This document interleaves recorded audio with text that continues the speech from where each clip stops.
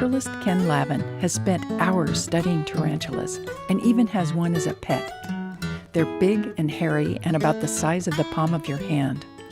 Lavin's not afraid of being bitten. Tarantulas do have formidable fangs, but they have very tiny venom sacs. Not poisonous to people at all. Nobody anywhere has ever been killed by a tarantula. I don't know of anyone who's even ever been bitten by a tarantula. Their big defense is on their abdomen. They have little urticating hairs, little porcupine hairs. If they get scared, they can shoot a cloud of hairs off at you pretty quickly. It really doesn't hurt people, but if you're a coyote and that gets in your face, you might let it alone long enough that it can make its escape. Tarantulas don't make a web like other spiders. Instead, they dig a burrow and line it with silk. Then they wait until the fiber's vibrations signal that some prey, like a cricket, has fallen into their trap. In the late summer or fall, when the males reach 7 or 8 years old, they go out looking for females.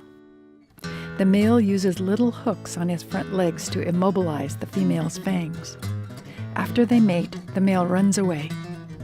Usually she'll let them go. Females don't kill the males unless they need a meal to be able to lay eggs. But he never goes back to his burrow. He'll keep wandering around until he dies in November when it gets cold or the coyotes eat him. The females go back in and they make a little sheet out of their silk and they lay 100 eggs. They make them into a basket and bring it up for sun. And they're good moms. Keeps it until they hatch, and the babies stay with her for one molt, and then they have to leave because she'll forget who they are. I think they're appetizers.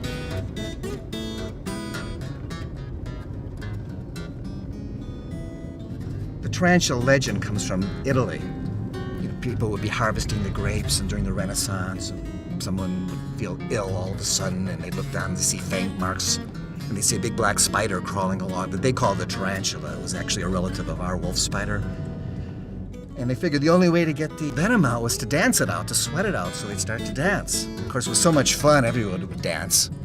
That dance that they danced was the tarantula, named after the tarantula. The spider doing the biting was the black widow, European black widow. You don't always see the bite, but a half hour later you get cramps. And that's what was happening. So, mistaken identity. William Brewer encountered tarantulas in the 1860s while working for the California Geological Survey. Brewer wasn't bothered by grizzly bears and mountain lions, but when it came to tarantulas, we never think of pulling on our boots in the morning without first shaking them for fear of tarantulas, he wrote. Of course, he picked the one thing to be frightened of that couldn't hurt him. Funny thing is, the miners knew that, and they would actually catch the tarantulas and hide them, and if a geologist came by, like Brewer, they'd take it out, pretend to have been bitten, because the antidote for tarantula bite was supposedly whiskey. They called it tarantula juice.